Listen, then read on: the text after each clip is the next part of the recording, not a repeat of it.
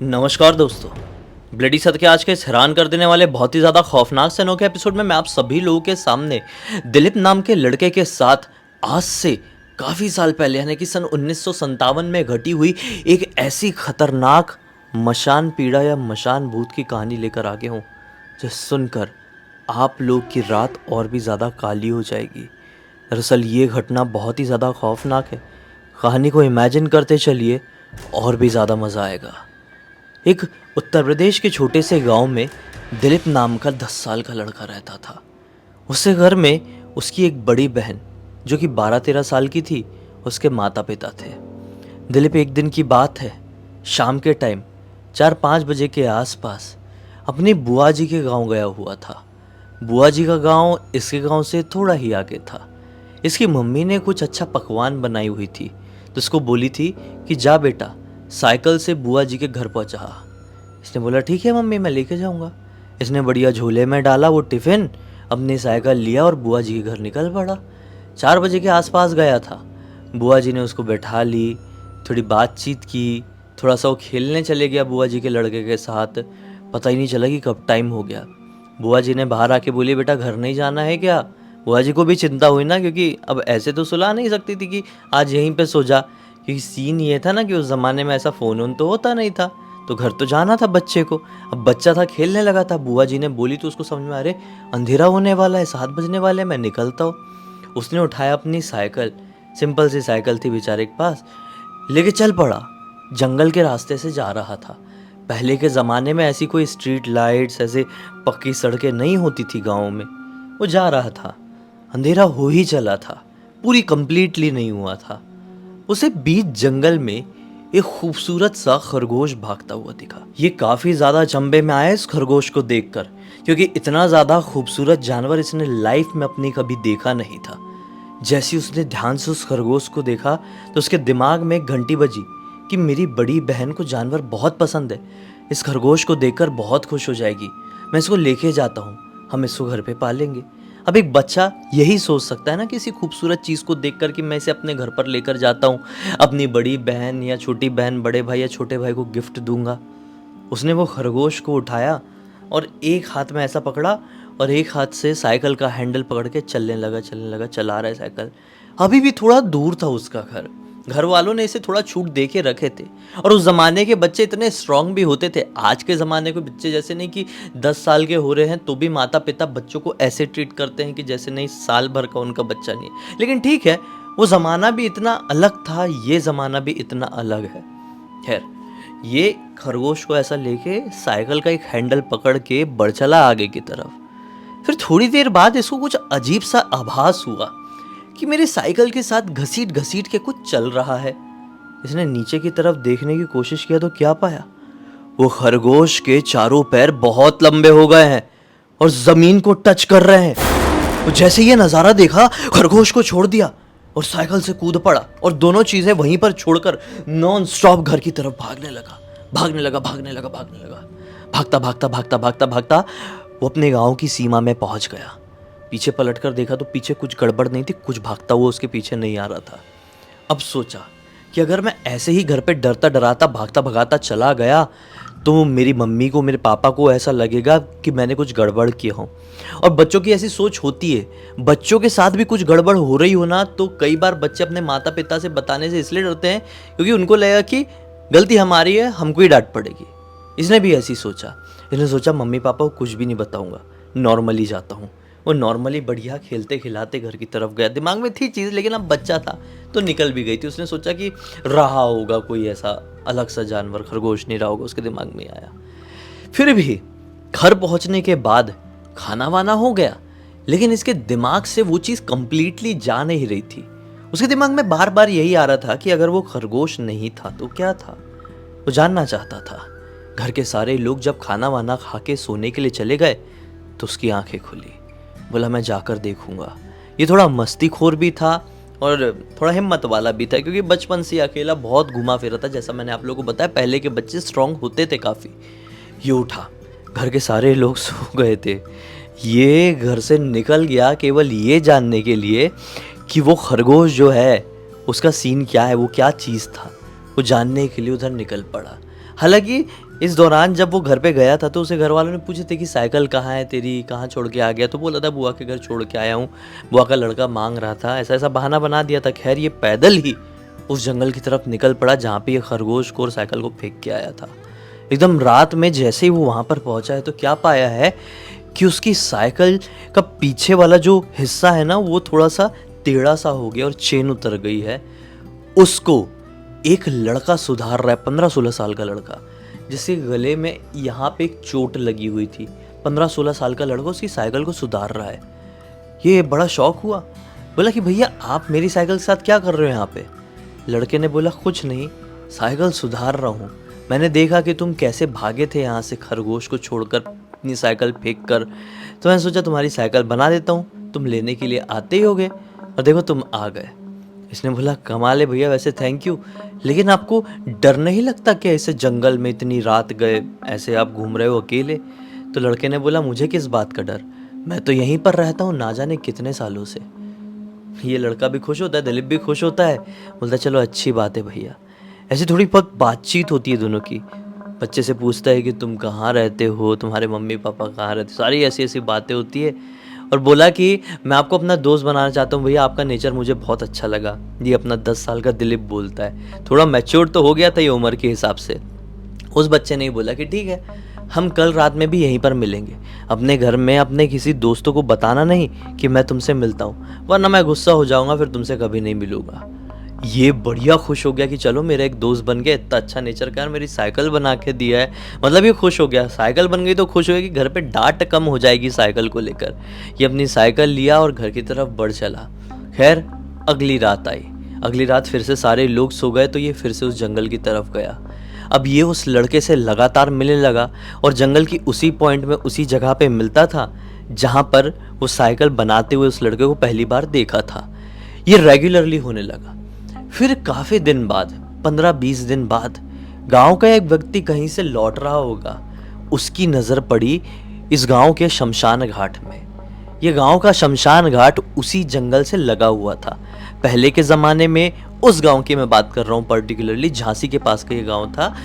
वहाँ पे ना शमशान घाट में ऐसी बाउंड्री वॉल नहीं थी, खुले में शमशान घाट था जंगल के थोड़े किनारे की तरफ। वो आदमी कहीं से लौट रहा था, उसकी नज़र पड़ी शमशान घाट की तरफ। वो क्या देखता है कि दिलीप एक चिता के बाजू में बैठा हुआ है और रोटी खा रहा है। वो गांव वाला व्यक्ति देख के दिलीप को पहचान लिया और बड़ा शौक हुआ कि ऐसे शमशान घाट में एक जलती हुई चिता के बाजू में ये बच्चा क्यों बैठा हुआ और रोटी क्यों खा रहा है। वो अपनी साइकिल की रफ्तार बढ़ाया और उधर दिलीप के घर वालों को जाकर दरवाज़ा खटखटा के उठा के सारी बात बता दिया। बोला आपका लड़का कहाँ गया, देखो जरा। तो दिलीप के मम्मी पापा भी टेंशन में आ गए और फिर सोचे है कि हम जाते हैं, कहाँ पे ये बता रहे हैं शमशान घाट में बैठा हुआ है। कि उतने में दिलीप वहाँ से आता हुआ दिखा। दिलीप के पापा ने थोड़ी सी उसको डांट लगाया और बोले कि तू ऐसा बिना बताए रात के समय ये जंगल शमशान घाट में क्यों जा रहा है, रोटी पोटी क्यों खा रहा है तू, क्या हो गया तुझे चिता के बाजू में। ये बोलता है पापा वो चिता थोड़ी थी, दरअसल मैं आपको पूरी बात बताता हूँ। उसने पूरी बात बताया। उसने बताया कि मेरा रमाकांत नाम का ये दोस्त बना है जंगल में, रमाकांत नाम बताया उसका, उस बच्चे का। वो दरअसल आग लगाया हुआ था और बोला था कि चल अपन रोटी खाएंगे। तो वो भी रोटी खा रहा था, मैं भी रोटी खा रहा था। पता नहीं वो अंकल जी को वो रमाकांत क्यों नहीं दिखा, मैं ही रोटी खाता हुआ दिखा। पापा ने बोले रमाकांत, ये ना मुझे सुना सुना लग रहा है, एक बात बताना बेटा, उसके गले में कुछ कटा हुआ निशान है क्या। ये बोलता है हाँ पापा बिल्कुल यहाँ पर निशान है, वो बहुत अच्छा नेचर में मुझसे बहुत अच्छे से बात करता है। पापा जैसे ये बात सुनते हैं एकदम शौक में चले जाते हैं। बोलते तू क्या बात कर रहा है, आज के बाद से तू कभी जाएगा नहीं उससे मिलने के लिए, मैं तेरे को बता दे रहा हूँ। ये बोलता है कि पापा क्या प्रॉब्लम है, मेरा एक दोस्त तो बना हुआ है, अब मैं मिलने जाता हूँ तो ठीक है, मैं रात में नहीं जाऊँगा लेकिन शाम को सुबह तो जा सकता हूँ। पापा बोलते हैं तो उससे कभी नहीं मिलेगा, बात खत्म। ये रोने लगा, बोलता है कि क्यों नहीं मिलूंगा पापा, बता दो नहीं तो मैं बात नहीं करूँगा आपसे। तो पापा बताते हैं जिस लड़के को रमाकांत को तू इंसान समझ रहा है, बच्चा समझ रहा है, वो बच्चा नहीं है। तेरे दादाजी के टाइम से वो हमारे परिवार के पीछे भिड़ा हुआ है। इसने बोला मतलब वो तो मेरी उम्र का समझ में आता है, मुझसे 2-3 साल बड़ा, अब कैसे बोल रहे हो। तो दिलीप के पापा बताते हैं ऐसा कुछ नहीं है, वो एक मशान भूत है जो कि ना जाने कितने सालों से हमारे ख़ानदान को ख़त्म करने के चक्कर में, तेरे दादाजी के भाई को भी उसी ने ख़त्म किया था, ऐसे ही दोस्त बन के। वो उनसे बड़े रूप में मिला था, गले में कट का निशान था, उसी जंगल में मिला था। रमाकांत नाम बताया था, वो भी कहीं से लौट रहे थे। फिर तेरे दादाजी से भी मिला, तेरे दादाजी की भी मृत्यु उसी की वजह से हुई, दादाजी के भाई की भी, यहाँ तक कि तेरे चाचा की भी। वो मुझे भी दिखाई दिया था, अब तुझे भी दिखाई दे रहा है। मेरी किस्मत थी कि मैं बच गया था, उसके मिलने के बाद कोई बच नहीं पाया है। देख, सही समय में हमें पता चल गया तू उससे नहीं मिलेगा, मतलब नहीं मिलेगा, बात खत्म। अब दिलीप ने ये बात सुना तो दिलीप का दिमाग खराब हो गया। दिलीप जैसे कि मैच्योर्ड बच्चा था, उसको बहुत ज़्यादा गुस्सा आ गया। बोला, ये क्या सीन है? पापा को उस समय तो ठीक है बोल दिया, लेकिन अगली शाम का इंतज़ार करने लगा। जैसे ही अगली शाम हुई तो गुस्से में जंगल में गया और चिल्ला के बुलाने लगा, ए रमाकांत, रमाकांत, रमाकांत, तूने मुझसे झूठ क्यों बोला? जब ऐसा चिल्लाया तो अचानक से जुप से कहीं से एक पेड़ के पीछे से रमाकांत सामने आया, लेकिन हमेशा वाले रूप में नहीं, बल्कि एक बहुत खौफनाक रूप में।